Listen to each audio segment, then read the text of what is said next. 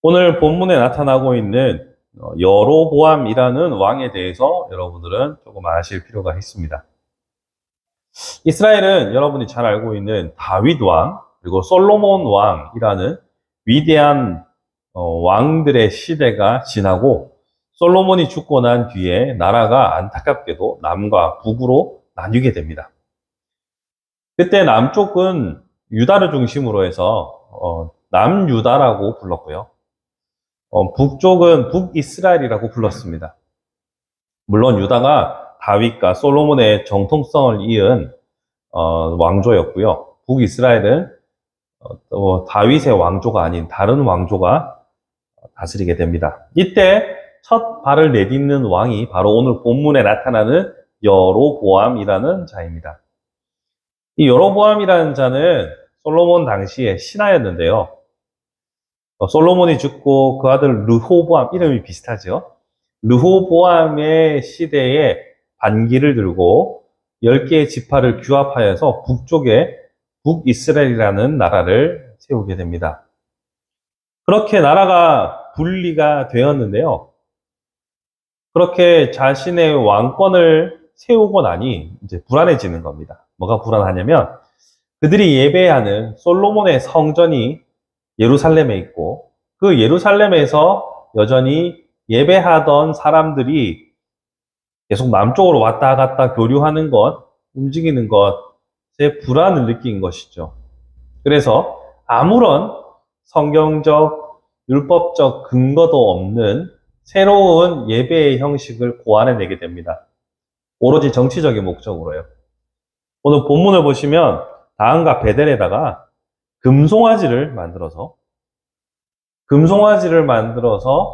거기서 사람들에게 이것이 우리를 애굽 땅에서 인도해낸 여호와의 형상이다라고 하면서 그곳에서 예배하게 합니다. 뿐만 아닙니다. 율법에서는 분명히 레위인들을 통하여 제사장을 삼으라고 했지만 그는 31절을 보시면 레위인이 아닌 일반인들을 통하여서 제사장을 세웁니다. 거기서 더 나아가지고 새로운 예배 장소를 그리고 십계명에서 분명히 금하고 있는 형상을 만들어서 우상 숭배지를 하게 하는 것뿐만 아니라 자의적으로 새로운 절기마저 만들어냅니다. 8째 달 15째 날에 31절 이하를 보시면 새로운 날을 정해서 이 날에 금송아지 앞에서 가라로 세운 제사장들로 예배를 드리게 한 겁니다. 이러한 짓을 한 여로보암, 이것을 성경에서는 분명히 죄가 되었다라고 말하죠. 30절에 이 일이 죄가 되었으니 이는 백성들이 단까지 가서 그 하나에게 경배함이더라. 마땅히 하나님께 예배해야 될 백성들의 방향을 금송아지에게 예배하게 만드는 숭악한 짓을 저지르고 만 것입니다. 그리고 북이스라엘의 백성들은 그것에 대해서 아무런 저항의 기록이 남아있지 않죠. 무비판적으로 우리 지파가 소속된 나라니까, 내 나라니까, 그리고 내 나라의 왕이니까 무비판적으로 받아들이고 수용했던 결과가 어떻게 되냐면 약 200년의 역사를 가진 북이스라엘이 영위했던 기간은 200년 정도거든요. 그 기간 동안 19명의 왕이 있었는데 쿠데타가 8번 납니다. 그러니까 2번에 한 번 거쳐서 거의 역성혁명이 계속 일어났던 거죠. 뿐만 아닙니다. 북이스라엘은 남유다보다 훨씬 빨리 나라의 운명을 마감하게 됩니다. 거기에 더 나아가서 예수님 당시에 신약 성경을 읽어보면 사마리아인들 하는 걸 들어보셨죠? 이 사마리아인들이 바로 북이스라엘의 사람들이 나라가 멸망한 뒤에 다른 나라의 사람들과 피가 섞이고 그 결과로 유대 사람들이 낮추어 부르는, 그들을 하대하게 만드는 결과를 낳게 되었죠. 그런 의미에서 지도자가 하나님 앞에서 바른 길을 택해야 한다는 것은 정말 두말할 필요가 없는 문제이며 동시에 그 지도자가 하는 정책들이나 결정들에 대해서도 깨어서 바르게 판단할 수 있는, 분별할 수 있는 눈이 중요하다라는 것을 한번 상기해 보려고 합니다. 바울로부터 시작해서 칼빈에 이르기까지 바울이 로마서에서 말했던 권세가 하늘에서부터 내려왔기에 이에 순복해야 된다는 것을 우리는 잘 기억하고 있습니다. 로마서 13장 1절을 보시면 이렇게 말합니다. 각 사람은 위에 있는 권세들에게 복종하라. 권세는 하나님께로부터 나지 않음이 없나니 모든 권세는 다 하나님께서 정하신 바라. 2절에서 그러므로 권세를 거스르는 자는 하나님의 명을 거스름이니 거스르는 자들은 심판을 자취하리라. 권세가 하늘로부터 내려온다라는 것을 바울이 강변하였습니다. 이렇게 말한 배경에는 그가 속해 있는 시대에 여러 가지 상황들과 함께 고려해 봐야겠지만 기본적으로는 권세에 대한 존중, 권세에 대한 복종을 기본적으로는 말하고 있습니다. 하지만 그렇다고 해서 성경의 전체적으로 맥락을 봤을 때 불의한 지시에 대해서도 동일하게 권세에 복종하라고 봐야 하는가? 그렇지는 않겠죠.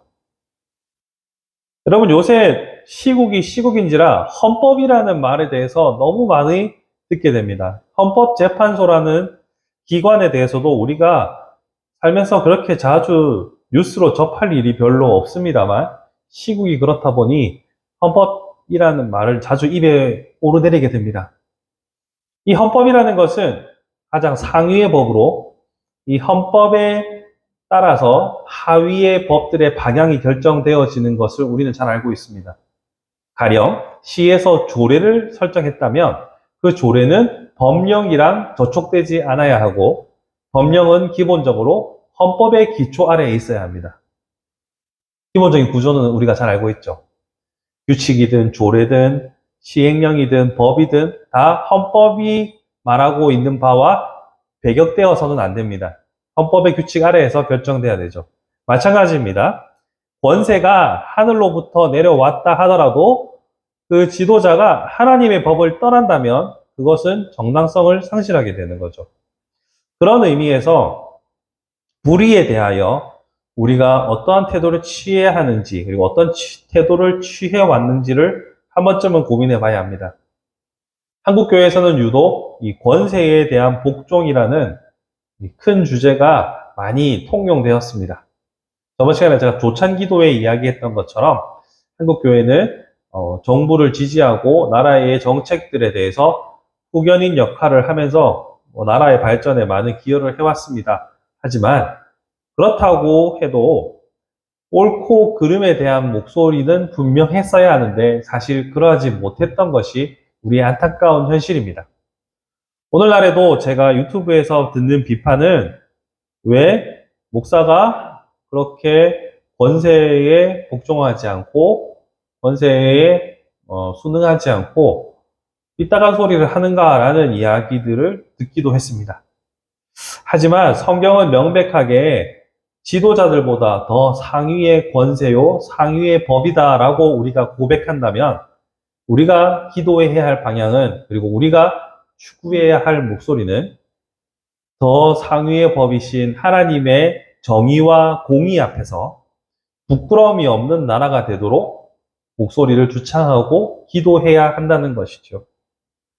그래서 우리가 잘 알고 있는 아모스서에서는 아모스서 5장 24절에서는 이렇게 말합니다. 아모스서 5장 24절 제가 읽어드리겠습니다. 오직 정의를 물같이 공의를 마르지 않는 강같이 흐르게 할지어다. 이전 번역에서는 공의를 하수같이 이렇게 했던 표현들 기억나시죠? 우리가 따라야 할 가장 중요한 법은 권세에 대하여 복종하고 질서를 유지하는 일도 있지만 그보다 중요한 것은 정의와 공의가 실현되는 그러한 세상을 만들기 위한 성도다움을 지키는 것이 가장 중요합니다. 성경이 우리에게 지속적으로 강조하고 있는 이웃사랑도 이와 다르지 않습니다. 여러분, 정의롭지 못하고 공의롭지 못하면 사랑이 의미가 없습니다. 분명 엄마 아빠가 나를 사랑한다고 했는데 엄마 아빠가 사는 삶이 정의롭지가 않아 이렇다고 하면 자식이 그 사랑에 대해서 온전하게 받아들일 수가 있을까요? 사랑한다 말하면서도, 이웃을 사랑한다 말하면서도 정의가 구현되지 않아서 소외받는 이웃은 우리가 과연 사랑한다고 말할 수 있을까요? 사랑한다면 그 사람이 정의감을 느낄 수 있는 사회를 만드는 것에 우리가 일조해야 합니다. 그런 의미에서 우리가 불의에 대하여 취할 태도, 아모스에서 나타나고 있는 정의를 물같이, 공의를 마르지 않는 강같이 흐르게 하는 삶에 대해서 고민하기 시작해야 합니다. 이러한 삶을 위해서는 내가 어디에 속해 있는가에 대해서 명백히 알아야 합니다. 우리는, 저는 양산 시민이지만 여러분들께서는 부산 시민일 테고, 부산 시민이기 이전에 부산을 넘어서 대한민국의 국민이죠. 그리고 대한민국 국민이기에 넘어서 하나님 나라의 백성이죠. 우리가 어디에 속해 있는지를 명확하게 봐야 합니다. 지금 이제 오늘 본문에 나타났던 여로보암의 시대에는 남유다가 모든 것을 쥐고 있는 상황에서 10개 지파가 하나의 연합을 이루면서 야, 이제 우리도 우리만의 나라가 생겼다 라고 해서 들떴는지도 모르겠습니다. 그래서 새로운 정책들과 새로운 왕의 결정들에 대해서 같이 동조하고 맞장구 쳤는지도 모르겠습니다. 하지만 내가 에브라임 므낫세 지파에 혹은 내가 북이스라엘에 속해 있다고 해서 무분별하게 지도자를 따르는 것은 하나님의 의의 관점에서는 옳지 않습니다. 그보다도 더 상위의 개념인 하나님 언약의 백성이라는 사실을 기초해서 모든 결정들을 판단했었어야죠.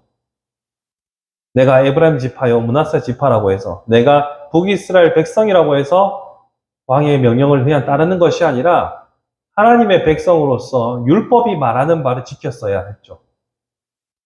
마찬가지입니다. 우리가 어디에 속해 있고 이 땅에서 어떤 소속에 있든지 내가 속한 진영의 논리가 우선되는 것이 아니라 하나님의 진리가, 하나님의 의가 우선되어야 합니다. 하나님의 의가, 공의가 먼저 우선될 수 있는 삶의 태도, 나의 소속이 하나님께 속해 있다라는 가장 근본적인 법칙을 기억하는 삶의 태도, 그것이 오늘 우리의 삶을 변화시키고 한국교회의 미래를 만드는 길이라고 생각합니다. 많은 사람들이 한국교회에 대해서 우려의 목소리를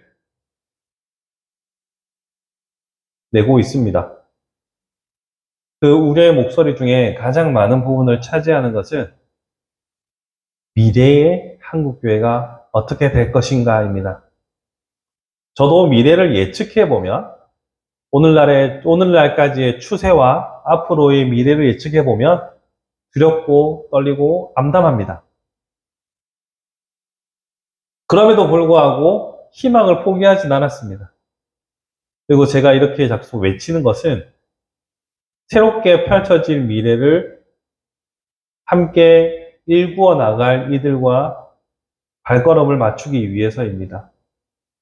저는 한국교회가 정의와 공의에 있어서 많이 소극적이었다라고 생각합니다.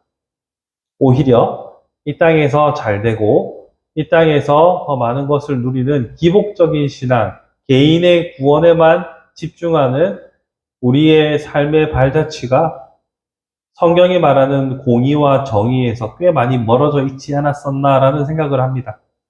그래서 앞으로의 한국교회는 공의와 정의를 강같이 흘러낼 수 있는 공동체가 되기를 소망해 봅니다. 그렇게 내가 속해 있는 어떤 진영과도 상관없이 하나님의 백성이라는 소속감 아래에서 하나님의 법칙을 성실하게 지켜나가는 저와 우리 모두가 되기를 소망해 봅니다. 그렇게 하나님의 뜻을 온전히 쫓아가는 말세에 깨어있는 자들을 통하여 하나님은 분명 그치지 않고 일하실 거라고 믿습니다. 저는 그 일에 쓰임받는 종이 되기를 원하며 우리 교회도 그 일에 함께 쓰임받았으면 좋겠습니다. 그 어떤 것보다도 하나님의 의가 온전히 실현될 수 있는 공간을 만들어낼 수 있는 깨어있는 하나님의 백성으로 살아가시기를 주님의 이름으로 축복합니다.